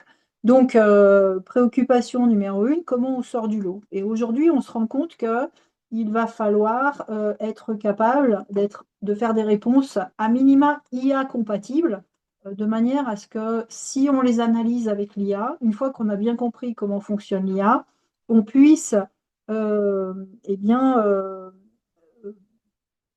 quand les acheteurs publics ils vont faire des prompts euh, de mauvaise qualité, d'accord, puissent ressortir en fait les informations que vous voulez qu'ils ressortent. Voilà. Si c'est Pablo ou si c'est Ahmed, ça sera des prompts probablement bien faits. Si c'est des acheteurs publics, comment vous dire? Ça ne va pas être du même niveau. Donc, il va falloir faire des réponses IA compatibles parce que on se retrouve aujourd'hui dans une situation qui est assez drôle, c'est que vous avez l'IA qui va aider à rédiger le cahier des charges. C'est-à-dire qu'on va aller interviewer des gens qui ont un besoin, on va compiler des plans, des besoins, des trucs, voilà, bon. Il faut écrire un cahier des charges, voire un programme, hein, faire un programme par exemple, et on peut s'aider de l'IA pour rédiger un programme. Donc l'IA met la touche finale au programme de l'opération. On balance ça sur les plateformes. Vous avez l'agence, l'architecte qui analyse le programme ou les cahiers des charges avec l'IA, bien sûr, qui va sortir les enjeux, les points clés, la compréhension du projet, etc. Donc voilà, on gagne du temps. Et puis, on va demander à l'IA de nous aider à répondre. Donc, elle va nous faire un plan de mémoire technique, elle va nous faire une note méthodo, elle va nous faire, bon, enfin voilà, tout ce qui va être demandé. Donc, l'IA va nous aider à répondre. Et puis, on va renvoyer ça à l'acheteur public qui va réutiliser l'IA finalement pour analyser la réponse au cahier des charges qu'il a lui-même fait. Donc, c'est quand même assez drôle, c'est-à-dire que l'IA fait le besoin, rédige le cahier des charges, on fait la réponse avec, on challenge sa réponse avec l'IA, on l'envoie et l'acheteur l'analyse avec l'IA. Donc, on va avoir peut-être quelques questions qui sont euh, attention à une certaine forme de nivellement d'informations qui pointe son nez tranquillement. Et la deuxième chose, c'est comment, quand on fonctionne avec ce rythme-là, on arrive à sortir du lot. Donc, voilà, qui reste une préoccupation. Et donc, quand on a bien compris comment fonctionne l'IA, finalement, on peut arriver, alors, je ne veux pas dire gruger, parce que ce n'est pas du tout l'idée, mais enfin, c'est quand même orienter sa lecture, mettre les façons de présenter les choses qui vont bien, de manière à ce que quand on lui demande une synthèse, quand on lui demande de ressortir les enjeux, les points forts, de faire une analyse des offres, par exemple, eh bien, elle ressorte les points forts tels qu'on aurait voulu euh, qu'un acheteur qui le lit en mode humain, finalement, on tire une conclusion. Voilà. Donc, c'est un peu ça l'idée. Donc, le travail avec l'IA, donc si je reviens du début, côté maître d'ouvrage, aujourd'hui, il va se matérialiser à quel moment? On va utiliser l'IA, enfin, ils vont utiliser l'IA pour recenser, analyser les besoins. C'est-à-dire que ils ne sont pas toujours capables d'écrire un programme comme ça. On va faire travailler des gens, peut-être des consultants, peut-être ça va être en interne, peut-être des fois, je vais faire, je sais pas, un stade de foot, je n'ai pas un programme d'opération très ambitieux, mais il faut quand même écrire un cahier des charges. Bon, ce n'est pas les gars des services techniques qui vont le faire, c'est collaboratif avec le service commande publique, les services techniques, les élus, enfin tout le monde s'y met. Personne ne sait écrire, donc l'IA va nous aider à monter quelque chose d'un peu propre, éventuellement faire ressortir des points de vigilance, etc. Donc, ils vont utiliser des outils, on va dire, grand public, plus les outils métiers qui vont arriver développés par l'État. Sur les textes, alors je vous ai mis des noms, parce que c'est des noms que vous connaissez à peu près tous. Euh, Bon, sur les plans, voilà, je n'ai pas mis tous les logiciels métiers, évidemment, je parle sous le contrôle des architectes, mais globalement, on va pouvoir utiliser des outils grand public pour nous aider à identifier des points clés, éventuellement aller avec des outils Perplexity, ratisser un petit peu la toile pour faire du benchmark, qu'est-ce qu'ils ont écrit les autres, aller chercher d'autres cahiers des charges, d'autres collectivités qui auraient elles aussi fait un stade de foot, comment ils ont écrit le truc, comment ils ont géré les éclairages. Bon voilà, on va s'inspirer, faire du copier-coller, et évidemment, l'IA nous permet de faire tout ça très très très vite. Bon. pour finalement arriver à monter, une consultation. Euh, on va pouvoir aussi rédiger les pièces administratives comme les CCAP, les règlements de consultation, les annexes, voilà. Donc, pareil, on va pouvoir utiliser l'IA pour faire ça. Donc, j'ai bien aimé tout ce qu'ont dit mes prédécesseurs, Arthur, Ahmed, que Pablo répète dans toutes ses formations, c'est-à-dire on vérifie, on vérifie, on vérifie, on ne confie pas un projet à l'IA qui va prendre un peu partout sans va parfois synthétiser de manière un peu rapide et puis ça peut sortir plus bizarre que ça ne devrait. Donc évidemment, ils sont censés vérifier, mais avec le niveau de compétence qu'ils ont, c'est-à-dire on reste sur des choses très modestes. Bon. Le maître d'ouvrage va aussi rédiger, donc ah bah, j'ai fait un copier-coller là. Ah oui, formaliser le besoin, formaliser le marché, donc les pièces officielles qui vont être transmises sur les plateformes, donc les cahiers des charges, etc. Donc l'annexe RGPD, d'engagement, hein, tout ça aujourd'hui peut être compilé avec l'IA. Et puis le maître d'ouvrage va aussi faire entrer en jeu l'IA quand ils vont analyser les candidatures et les offres. Donc ils ne sont pas censés mettre dans l'IA ce que vous envoyez et puis appuyer sur un bouton en disant fais-moi un classement. Voilà. Mais la tentation est grande, c'est clair. Donc l'État est en train de mettre des alertes, légiférer un peu. Et l'État est aussi en train de proposer des outils. Donc il y a par exemple aujourd'hui un outil de test. On envoie en fait les réponses des entreprises à une adresse mail que l'État a mis en ligne et ils nous font un scoring développement durable avec l'IA et puis ils nous renvoient un résultat au mail qui a envoyé la demande. Donc, ça, c'est en place. Euh, donc, c'est pour dire quand même que ça avance sur ces sujets, donc pour analyser les candidatures et les offres. Donc, évidemment, les outils comme Notebook LM, hein, qui traitent des gros volumes de données, donc on a vu tout à l'heure, ça peut lire un PLU, on peut lui mettre un SCOT, des machins, des trucs. Bon, donc quand on veut faire du benchmark et prendre 4, 5, 6 cahiers des charges qui ont été faits par d'autres, et puis en tirer une moyenne ou des arguments pour écrire un cahier des charges, ben, c'est des outils qui vont bien. Et puis évidemment, ChatGPT, Perplexity pour aller prendre un point de réglementation, pour aller écrire comme il faut, euh, Gemini dans le monde Google pour avoir un peu plus de volume de données disponibles. Euh, voilà, plus les outils métiers dédiés. Donc ça, aujourd'hui, c'est ce qu'on voit poindre, hein, qui commence à être un petit peu utilisé, avec des gens qui le disent ou qui ne le disent pas, hein, ça dépend, bon, sur les marchés. Et puis, on va avoir côté maître d'œuvre, eh bien, les mêmes outils, au final, hein, quasiment, qui vont arriver pour récupérer en fait les documents du marché. On va s'en servir pour faire ressortir les points clés, les points de vigilance. Moi, j'aime bien demander s'il trouve des incohérences dans les documents, parce qu'il fait ça en 45 secondes. Euh, Ça ne dispensera pas de lire un derrière, mais enfin, ça défriche, ça débroussaille, on gagne quand même pas mal de temps.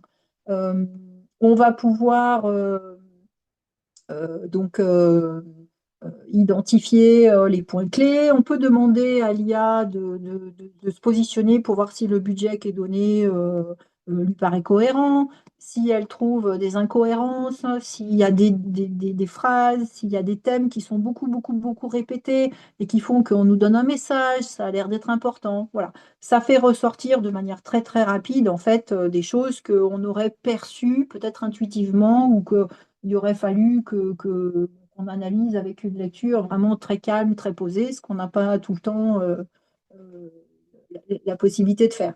Évidemment, on va pouvoir recenser les besoins techniques et faire comme l'acheteur public, c'est-à-dire utiliser l'IA pour écrire, formaliser un cahier des charges parce qu'il sait faire. Hein, donc, soit en général, soit on lui donne des plans, soit on lui donne le programme de l'opération et puis on a déjà fait des cahiers des charges. Bon, bref, il nous compile tout ça, il nous fait des cahiers des charges très très bien.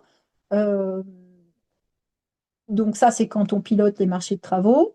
Euh, on peut aussi utiliser l'IA pour challenger sa propre réponse avant de l'envoyer, hein. Donc on lui donne un rôle et on lui dit, tu es un acheteur public de la mairie de machin, voilà, tu as, donc, nous avons publié ce marché, je te donne le mémoire d'une entreprise, dis-moi là où elle a des points forts et là où des points faibles, et on lui donne son propre travail, hein, pour déjà faire un premier niveau d'analyse. On s'autocritique finalement avec l'IA. Et on voit là où il imagine qu'il y a des points forts, des points faibles, et puis on peut déjà un peu amender le truc, et puis après, on l'envoie à l'acheteur. On peut utiliser l'IA pour analyser les candidatures ou les offres des entreprises. Et là, je reprendrai ce qui a été dit par mes collègues d'avant, avec toute la mesure nécessaire sur une certaine forme de confidentialité, entre guillemets, sachant qu'après, de toute façon, si on analyse des devis, on enlève les noms. On fait gaffe aux métadonnées aussi, hein, parce que des fois, on enlève le nom, mais le nom de l'entreprise, il va être dans les propriétés des documents. Donc, voilà, ce qui est affiché, enfin, l'IA est plus performante, hein, que ce qu'on voit à l'écran, donc il faut faire un petit peu attention quand même. Maintenant, les montants dans les marchés publics, à la fin, ils seront publics, d'accord? Le projet, il sera public. Donc, sur des lots, électricité ou des machins, bon, comparer le chapitre 1 ou chapitre 2 de différents cadres de réponse technique, euh, pour l'instant, il y a pas mort d'homme quand on fait ça. Évidemment, si on doit travailler sur une prison, sur le ministère de la Défense, sur ce que vous voulez, des choses un peu plus confidentielles, on ne fera pas comme ça, ou enfin, en tout cas pas sur ces outils-là, évidemment. Et puis, on va pouvoir utiliser l'IA, ben, là, comme on vous a expliqué, donc pour réaliser les documents de suivi, paramétrer des modèles de réunion de chantier, effectivement, enregistrer les réunions que vous faites avec les bureaux d'études pour se caler, alors avec toutes les autorisations qui vont bien, mais ensuite faire des comptes rendus. Teams fait ça en mode automatique quasiment. Zoom fait ça aujourd'hui, hein. Donc on enregistre la réunion, on appuie sur un bouton, ça sort un compte rendu. Voilà. Bon, ça marche tout seul. Donc on peut gagner du temps vraiment, vraiment, vraiment, vraiment à tous les étages. Donc, il me reste 3 minutes pour vous dire maintenant, quand on a fait ça, l'idée, c'est de bien comprendre comment ça marche, l'IA. C'est-à-dire que moi, ce que je vous invite à faire, c'est assez régulièrement dans ce que vous écrivez, d'accord, euh, de faire des petits encarts ou des petites, j'appelle ça moi des punchlines, c'est ce que je vous apprends à faire en formation. C'est-à-dire un tout petit résumé en une ligne et demie, thème par thème, item par item, paragraphe par paragraphe, alinéa par alinéa, quasiment quand on fait une note de 4 pages. Bref, thème par thème, essayez de faire ressortir quels sont vos points forts, pourquoi vous, nos atouts sur ce sujet, hein, qui sont en fait euh, des points euh, qui vont être en fait déjà une synthèse finalement du paragraphe que vous êtes en train d'écrire. Et quand l'IA, elle va faire une synthèse, ben ça, elle va le prendre tel quel, ou quasiment. C'est ce que j'appelle être IA compatible, c'est-à-dire qu'on va la flécher sur ce qu'elle doit lire. Elle va lire des paragraphes, hein. Vous avez un geste artistique, vous avez un récit architectural, vous avez, bon voilà, on a un peu de la littérature de ce genre-là. Ça, l'IA, elle fait des synthèses, c'est bateau, chez bateau, chez bateau, il n'y a rien qui ressort, vous écrivez tous la même chose à la fin. C'est difficile de sortir du lot. Donc, ça veut dire qu'il faut tout miser sur les références. Ce qui, bon, ça vaut ce que ça vaut, mais moi, je trouve ça dommage. Quand vous êtes capable de nous dire, par exemple, je donne juste un exemple concret, vous êtes en groupement, ce groupement-là, il a déjà travaillé ensemble. Et alors, le must, vous candidatez, par exemple, sur une école et vous avez déjà travaillé avec certains bureaux d'études de votre groupement, en plus sur une école ou du scolaire, ben ça, par exemple, c'est quelque chose qu'on peut synthétiser dans une phrase, d'accord, qui sera vraiment un point fort et un point potentiellement différenciant d'avec les autres. qui vous donne ce petit cheveu d'avance là pour sortir du lot quand on est 80. Voilà. Et ça, si on est capable de le synthétiser, euh, j'allais dire en mode humain, hein, c'est-à-dire on l'écrit en fait, hein, et on dit nos points forts par rapport au groupement. Donc voilà, on est un groupement qui, bon, de gens tout à fait très bien, qui ont tout un tas de références, mais on a déjà travaillé ensemble, et notamment sur des types de thèmes, par exemple scolaires ou des choses qui ressemblent. Eh bien, l'IA, quand elle va faire une synthèse, ça, elle va le prendre tel quel. Quand on va sortir quels sont les points forts de ce groupement, la phrase, elle va ressortir telle quelle. Donc, on va l'aider finalement, alors que si vous expliquez que vous pilotez très très bien un groupement, bah, vous allez expliquer, comme les 79 autres, que vous pilotez votre groupement. Donc, Gaël, j'ai combien de temps là? Oh, Hélène, tu peux continuer. Il est 19h24. Voilà. Ouais, 5-6 enfin, minutes. Ouais. ouais, globalement, voilà. Donc, j'ai pas beaucoup de choses de plus que ça à dire, mais globalement, euh, maîtrisez finalement l'IA, formez-vous, regardez un petit peu comment ça marche, faites des tests pour comprendre la façon dont elle rédige, la façon dont elle synthèse, la façon dont bien lui poser la question génère une bonne réponse. Quand vous avez des trucs basiques, c'est que vous avez fait un prompt basique, d'accord? On lui a fait faire tous les diplômes à Harvard, elle est sortie major quasiment à chaque fois, donc un bon prompt, ça fait une bonne réponse. Après, on n'est pas forcément d'accord avec ce qu'elle dit, mais enfin, globalement, quand même, l'IA, elle sait faire des choses. Quand elle va chercher sur Internet, bah, elle prend tout et n'importe quoi, c'est-à-dire ce qu'il y a sur Internet, tout et n'importe quoi.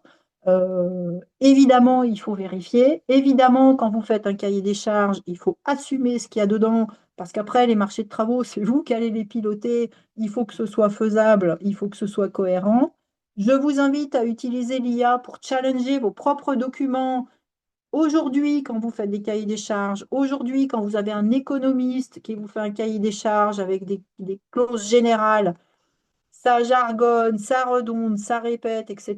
Je vous invite à mettre dans l'IA vos propres documents aujourd'hui pour voir si c'est clair, combien de fois sont répétées les choses et quel boulot doit se coltiner une entreprise de travaux pour ne serait-ce qu'être capable de faire un devis.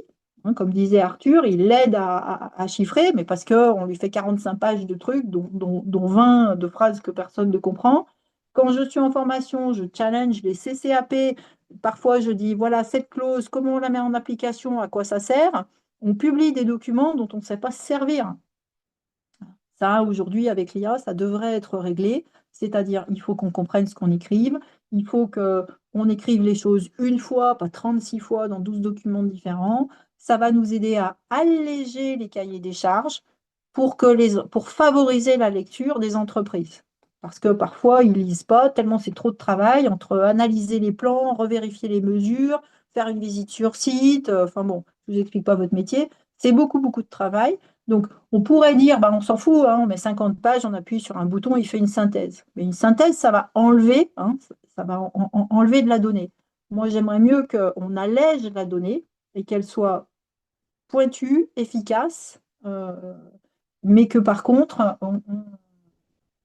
voilà, et qu'on n'ait pas à faire de synthèse, qu'on ait juste à lire, ou on peut faire une synthèse, mais après, l'entreprise, quand elle va lire, elle aura de l'information qualifiée. Et l'IA est très performante pour ça. Euh, voilà, donc ça peut être intéressant de l'utiliser aussi comme outil pour, très simplement, hein, dans un premier niveau, voilà, faites-le à partir de la semaine prochaine, challengez vos propres documents en disant, ben voilà, donc le prompt, hein, c'est je suis une entreprise, d'accord? L'agence d'architectes m'a envoyé ça, voilà. Où est-ce qu'il y a des répétitions? Qu'est-ce qui redonde? Est-ce qu'il y a des incohérences? Et vous allez voir que parfois, dans vos propres documents, bon, voilà, il y a un peu de ménage à faire. Donc ça, c'est déjà un premier travail pour alléger les documents, qu'ils soient propres et clairs. Et ensuite, derrière, quand l'IA va travailler dessus, bah, on va minimiser le fait qu'elle va s'embourber dans des contradictions ou qu'à un moment il y aura un truc, à un moment il y en aura un autre, et selon comment on pose la question, ça va partir dans un sens ou dans un autre. Parce que l'IA fait le job, mais elle ne règle pas tout. C'est-à-dire quand il y a des contradictions, ça lui pose quand même un problème à un moment. Donc, on peut déjà les régler avec cette surcouche. Et donc, dans les marchés publics, c'est ça. Comme c'est très documentaire, finalement, je ne vous parle pas de la partie graphique, hein, évidemment, euh, mais dans la partie documentaire, qu'on soit donc dans la conception des cahiers des charges de travaux et parfois dans les documents administratifs qu'on peut vous demander de faire, hein, parce que parfois vous faites la totalité du DCE, là, il y a un vrai travail de faire tourner l'IA dessus pour qu'elle analyse les documents dans leur conception, voilà, dans les erreurs. Peut-être lui demander parfois tout ce qui est répété en plus de 2 ou 3 exemplaires, ben voilà, à quel endroit il faut l'enlever, alléger le document, permettre aux entreprises de pouvoir mieux s'approprier les documents. Ceux qui utilisent l'IA, bah, l'IA fera une lecture très très claire parce que les choses seront faciles. Et ceux qui n'utilisent pas l'IA, bah, ils pourront lire aussi, mais ils auront peut-être que 25 pages au lieu de 35 pour finalement dire la même chose. Et après, quand on va répondre, même combat, même méthodologie. D'abord, on se met d'accord sur les constats, les plans, hein, qu'est-ce qu'on veut dire, on structure une réponse et après on enrichit avec ce qu'on a pu faire auparavant, etc. Donc là, après, tout ça s'automatise, hein, on peut faire des assistants. Donc après, Pablo fait ça très bien. Vous voyez qu'Ahmed, il a poussé le curseur très très haut. Euh, bon, Arthur, dans une certaine mesure, sur les trucs qui l'intéressent le plus, c'est pareil. Donc, on peut automatiser beaucoup, beaucoup de choses pour nous permettre de rédiger plus vite, rédiger mieux, moins jargonner, être plus précis, euh, éviter de faire des doublons, etc., etc., et arrêter ce copier-coller là qui répète des trucs qui ne sont pas forcément très pertinents. Et donc, l'autre éclairage, c'est vraiment penser à s'auto. Quand vous faites des réponses, voilà, parfois faire une petite conclusion finalement de qu'est-ce que l'acheteur public devrait comprendre du paragraphe que vous avez écrit, voilà, de manière à ce que quand l'acheteur va passer ça dans l'IA, s'il ne fait pas un prompt très, très qualifié et qui lui dit fais-moi une synthèse, voilà, où il y a 10 points sur ce paragraphe, note-moi le truc sur 10 points, et bien que vos points forts ressortent, même avec un prompt pas terrible. Parce que la question qui se pose aujourd'hui, elle est surtout celle-là. Donc, une fois qu'on a bien compris comment ça marche, on peut mieux gérer comment on va lui demander de rédiger les documents euh, dans les marchés, publics ou privés, hein, en vrai. Un grand, grand merci, Hélène. Merci pour toutes tes explications. Il y a 3 questions dans l'onglet QR. Euh, je te laisse bien évidemment en prendre connaissance et y répondre, sachant qu'il est 19h32 et que si vous avez d'autres questions à poser à Arthur, Ahmed et Pablo, bah évidemment, c'est l'occasion. C'est vrai que j'avais donné pour consigne le fait que les interventions, comme il y avait 3 intervenants, devaient être courtes, donc peut-être que tout a été rapide un peu sur certains sujets. Je précise en parallèle que Arthur, au regard de ma consigne justement de temps, n'a pas déployé l'ensemble des outils qui sont utilisés. Hélène, je te laisse répondre. Oui, ben, en fait, Oups, j'ai pas oui. appuyé au bon endroit. Mhm. Euh, Zoom ou Teams, ce sont des. Ben, je sais pas, Pablo, tu peux répondre, mais c'est des add-ons, c'est-à-dire que c'est des. On peut rajouter en fait l'option, hein, IA et donc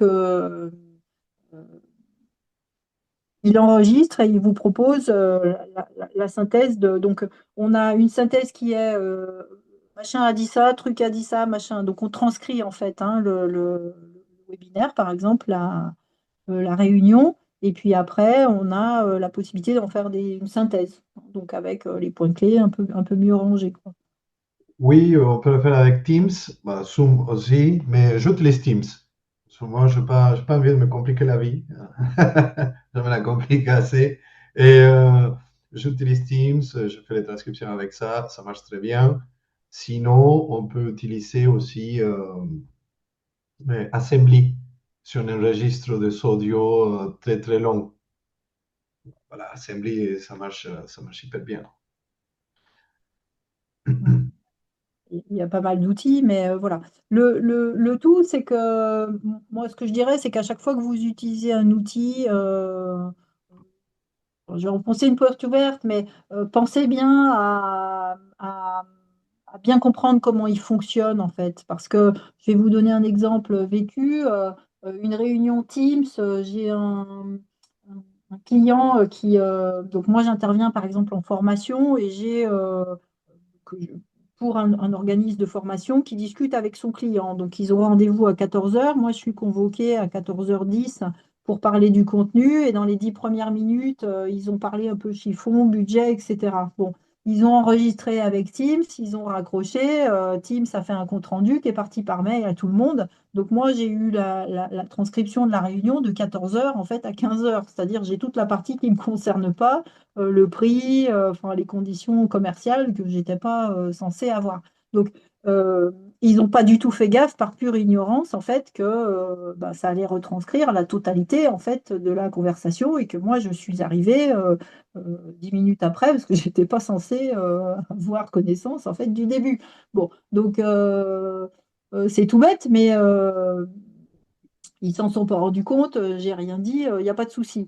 Mais voilà, il faut absolument savoir comment ça marche avant de mettre en place des outils qui vont avoir des impacts sur comment on va travailler et qui peuvent engager votre responsabilité sur de la confidentialité, RGPD, sur ce que vous êtes en mesure de faire derrière, sur vous générer des plans. Après, il faut quand même construire un bâtiment qui tienne, hein. Donc voilà, on ne lui confie pas sa vie. Bon, il va chercher sur Internet, il y a quand même, il y a quand même du déchet hein, sur Internet. Donc voilà, il faut bien comprendre où est-ce qu'il va prendre, comment il fonctionne, de manière à ce que derrière, après, vous en fassiez le bon usage, partant du principe que globalement, si vous avez un besoin aujourd'hui, il va pouvoir être couvert, à peu de choses près.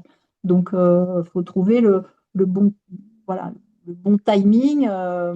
La bonne dépense d'énergie par rapport à, euh, sachant que je ne sais pas ce qu'en pensent mes collègues, mais j'aimerais bien moi poser une question à Pablo, Arthur et alors Ahmed, il se construit ses outils, il fait tout fait main, ça c'est, je suis admirative, hein. Alors bravo, c'est extraordinaire, mais il me semble que les outils généralistes type ChatGPT, tout ça, bon, c'est des bases, mais demain, euh, est-ce que l'avenir, c'est pas quand même des outils, enfin de l'IA dans les outils métiers? C'est-à-dire, je suis dans Excel et je lui demande de me rajouter une colonne qui me permet d'analyser, faire une statistique, je sais pas comment. Je suis dans Excel, j'utilise Copilot, je parle avec l'IA hein, en mode conversationnel, mais je vais pas exporter quelque part un tableau dans le chat, lui demander de faire un truc, puis le remettre dans Excel derrière. Je suis dans l'outil métier. Je suis dans Archicad, j'ai un bouton IA et je vais peut-être demain pouvoir lui demander de me faire justement une vue comme ça, avec une lumière d'après la pluie et finalement il va me faire un rendu qui va être un éclairage spécifique, mais directement en fait dans l'outil qui génère le plan et les vues. Je vais être dans un outil, j'en sais rien, moi comptable, j'ai un bouton IA qui me permet de sortir un rapport comme ci, comme ça.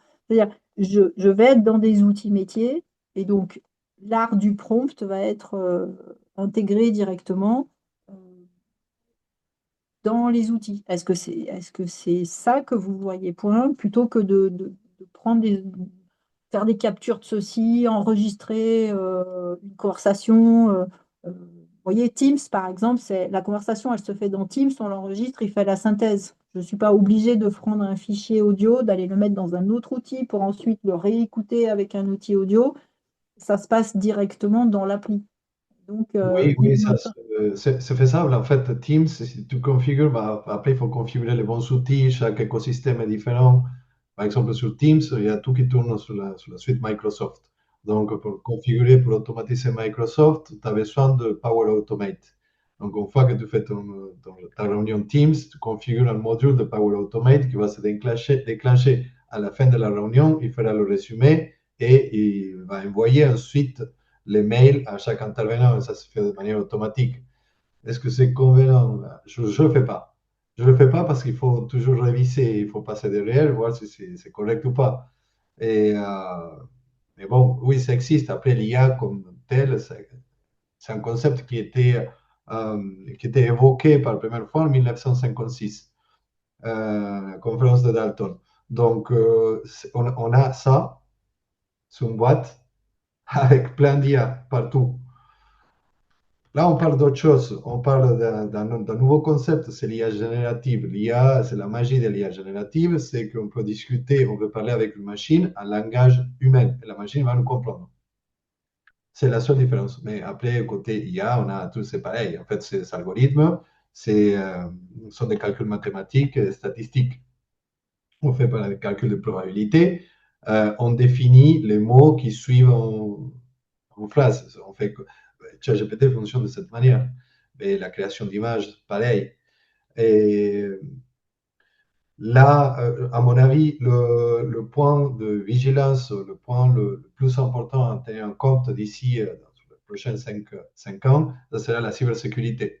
Parce que personne ne parle de la cybersécurité. Tout l'IA, voilà, je te dis, bon, cool, on fait des apps, on fait tout ce que vous voulez, en fait. Mais après, côté sécurité, où sont stockées nos données, côté gouvernabilité, qui fait quoi avec nos données, pourquoi, combien de temps sont stockés. Là, parce que si tu utilises ChatGPT, ils sont stockés à vie.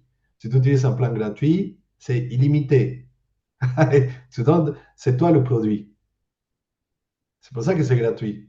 Donc, il faut faire attention aux applis qui sont gratuites. Je préfère payer. Bon, de toute façon, on paye par tout type d'application. Et on a, je sais pas combien, c'est salé la facture à la fin du mois. Et, mais on paie parce on a un peu de contrôle. On n'a pas tout le contrôle, mais on a quand même un peu de contrôle. On garde un peu le contrôle. À mon avis, les modèles ils vont devenir de plus en plus petits avec le temps et on pourra les déployer sur des petits appareils intelligents comme un smartphone. Et on pourra mettre là notre propre IA et adapté à nos besoins qui va apprendre avec nous, qui va nous apprendre des choses aussi. Et bon, ça nous fera avancer. Pour moi le vrai sujet, c'est la confidentialité, privacité et gouvernabilité des données. Voilà. Merci Il y a Pablo. une question, Pablo, qui t'a été posée sur les outils dans les questions. Les outils. Les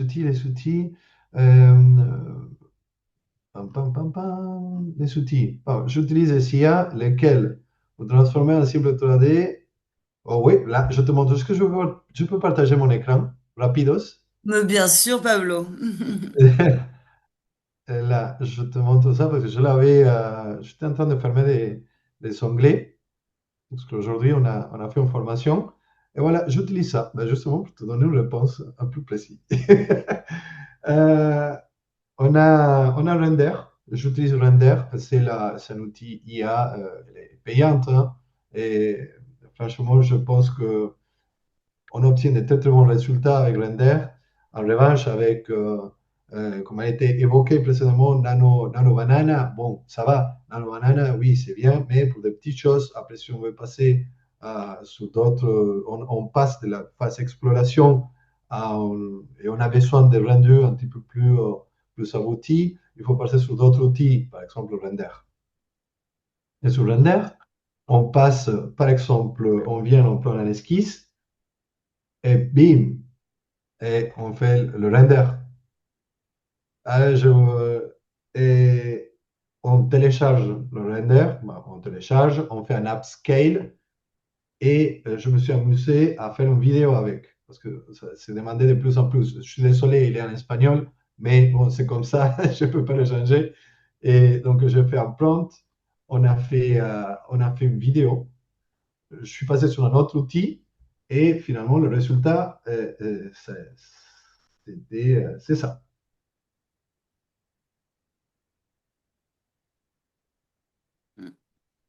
Après, il n'y a pas de son, mais il y a une jolie musique derrière.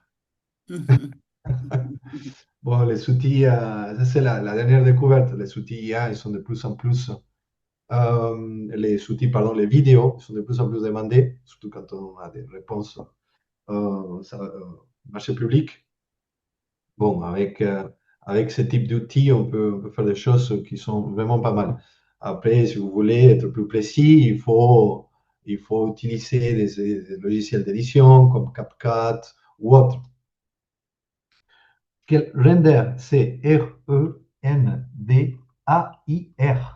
Render.ai. AI.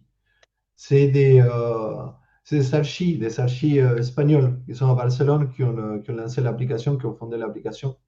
Et actuellement, ils se trouvent à Los Angeles, je pense. Oui, les noms des applis et le prix. Bon, le render, il coûte combien le render? Et c'est 19 dollars. Euh, voilà, c'est 19 dollars par mois.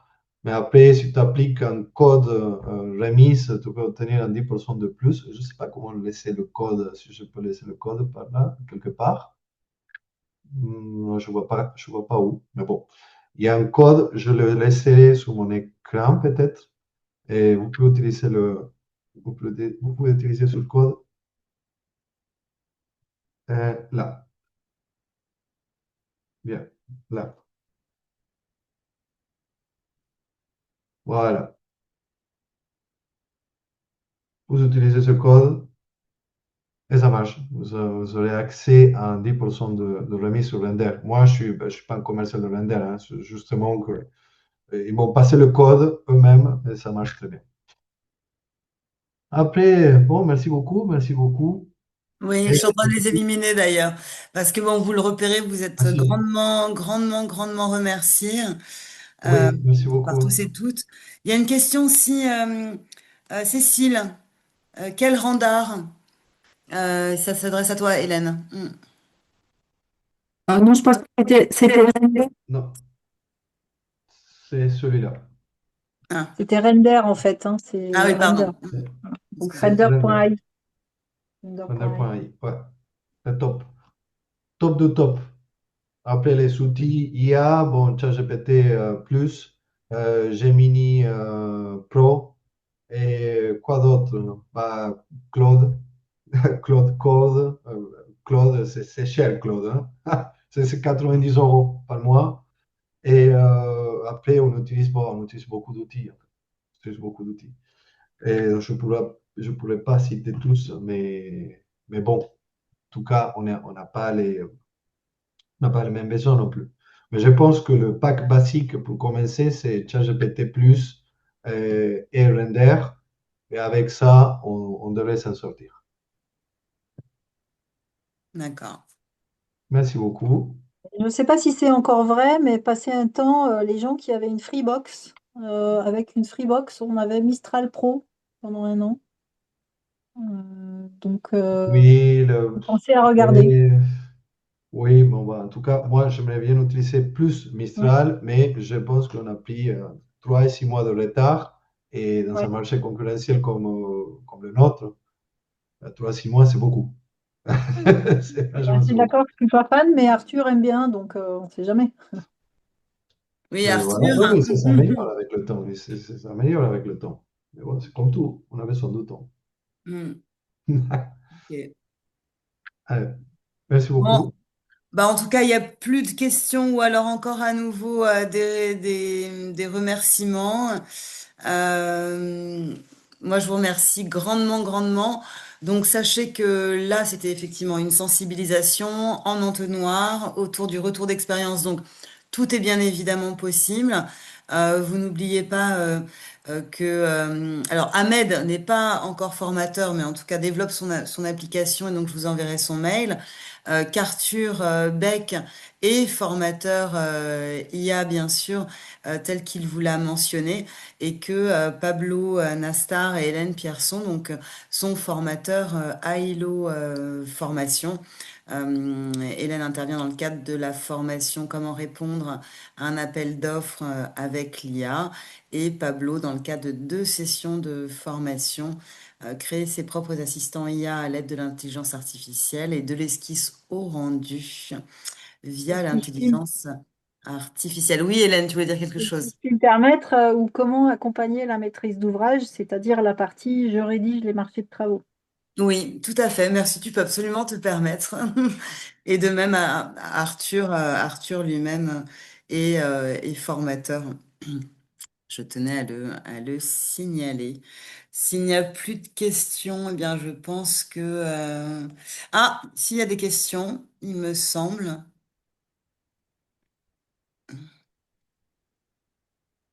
tout cas, vous êtes grandement remerciés. Une question Oui, sur Render qui demande si on peut faire le contraire et créer un dessin main d'archi en partant d'un 3D et quelqu'un qui demande si on peut avoir les liens oui. pour la Oui, visite. oui, oui, c'est possible. Oui, oui, on peut faire à l'inverse. On peut faire à l'inverse, dans tous les sens, voilà, ça marche. Et quels sont les cours de Pablo? Moi, je pense que tu as répondu. Voilà. Il y avait une autre question, je n'ai pas lu.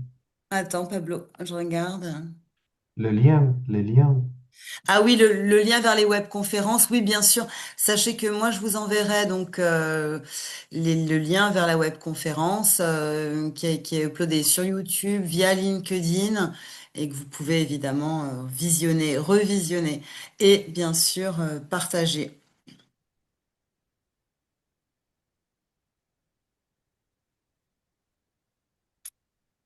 Ok, bah, nombreux remerciements. Euh, ouais, très intéressant.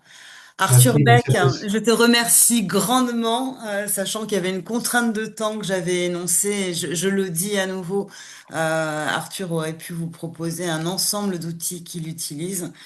Bien sûr, Ahmed, un grand merci pour le partage de ton application. Bien sûr, qui sert les architectes, c'est évident. Hélène, vraiment, cette approche en plus à propos des marchés publics ou privés, j'ai bien retenu particulièrement riche. Et Pablo, ben, un grand merci évidemment, bah, d'une part pour l'ensemble de tes activités en tant que formateur à ILO et tes réponses. Et je rajoute que Pablo, là, tu es ambassadeur, tu as été nommé ambassadeur. Tu peux en dire quelques Oui, mots? oui, oui, oui. Bon, bah, je t'ai nommé ambassadeur IA dans le secteur du BTP. On sera, si vous êtes à Paris, ou si vous êtes par là, on sera là le 25 et le 26 dans l'événement Adopt AI. Je serai avec le stand de l'ambassade argentine et le 27, je donnerai une conférence euh, autour de l'IA aussi. Et voilà, le 27 matin à l'ambassade. Voilà. Ouais. Je ne sais pas si c'était ça l'information que je devais passer, mais Bah non, mais écoute, écoute, moi j'ai compris. je suis tellement ravie. Je suis tellement ravie que oui, c'est absolument l'information que je voulais que tu passes. Merci Bon, beaucoup, Gaël. Merci à merci. tous. Un grand Merci à merci tous. à tous et à toutes. Et le replay sera bientôt disponible, bien évidemment. Et n'hésitez pas à le liker, voilà, l'uploader, le commenter, le faire circuler parce qu'on était vraiment sur des retours d'expérience in situ. Top niveau, la Merci. grande classe. Merci, Pablo. Merci. Merci. Merci Avec Word, beaucoup. oui, merci. Merci. Ciao. Tu es taquin. Merci à toutes et à tous et à très bientôt et Merci belle beaucoup. soirée. Bonne Bonne Belle soirée à soirée, soirée. hein. tous. Bonne soirée. Bonne Belle Bonne soirée. soirée. soirée. Merci Belle beaucoup. soirée. Ciao, ciao.